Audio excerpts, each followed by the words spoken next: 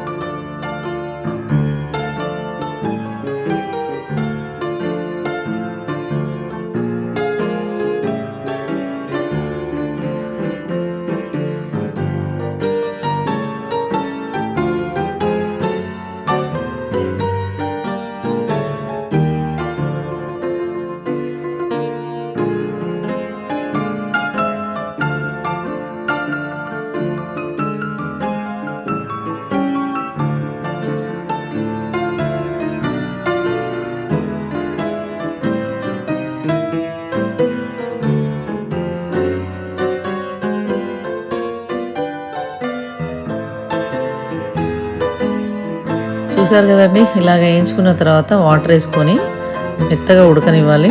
పసుపు ఉప్పు వేసేసుకుంటున్నాను. ఇది ఫాస్ట్గానే ఉడికిపోతుందండి, ఎందుకంటే పెసరపప్పు కదా, తొందరగా ఉడికిపోతుంది. ఇంకా ఇలా పప్పు అంతా మెత్తగా ఉడికిపోయిన తర్వాత నేనైతే ఇందులో కొంచెం చింతపండు రసం, ఇంకా పచ్చిమిర్చి, ఉల్లిపాయలు కూడా ఇందులో యాడ్ చేస్తున్నాండి. ఇంకా ఇదంతా మరిగిన తర్వాత పోపు పెట్టేసుకుంటే ఎంతో టేస్టీ అయిన పెసరపప్పు చారు రెడీ అయిపోతుంది. డైజెషన్కి ఈజీ ఉంటుంది, ఫైబర్ ఉంటుంది, వెయిట్ లాస్ అవ్వడానికి చాలా చాలా ఉపయోగపడుతుందండి. నేను రెగ్యులర్గా చేస్తాను. మీకు కనుక ఈ వీడియో నచ్చితే లైక్ చేయండి, షేర్ చేయండి, కామెంట్ చేయండి.